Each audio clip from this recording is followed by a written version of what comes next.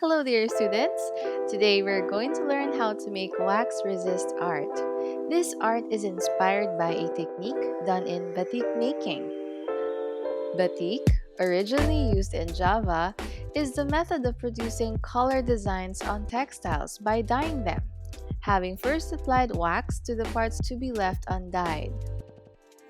Instead of using dye, we will use watercolor. And instead of the wax, we will be using white crayon or oil pastel. You can also use a candle wax for this activity. If you need more time to finish the steps, you may pause the video and play it again.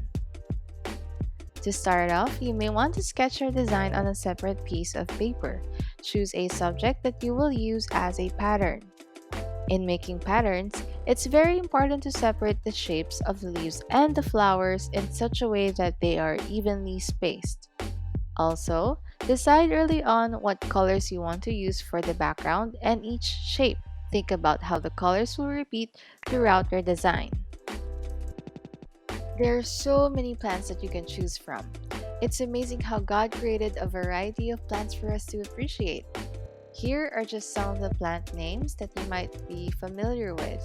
You're free to choose any plant that you like for your design. Now it's time to sketch the pattern on the watercolor paper.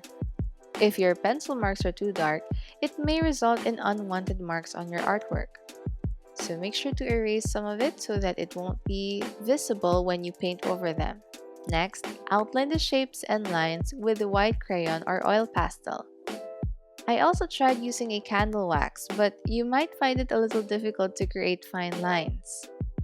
When using the crayon, you may need to add a little more pressure so that the paint won't come through in that area of the design.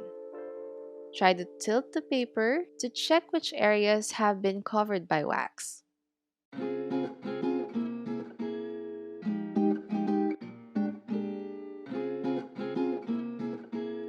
When painting your artwork, you may start with the background first.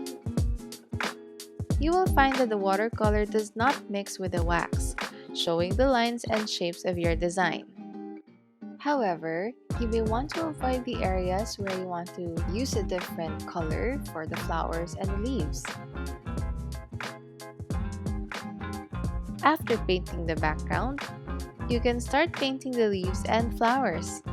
You may want to use 1 up to 3 colors to achieve some kind of rhythm in your artwork.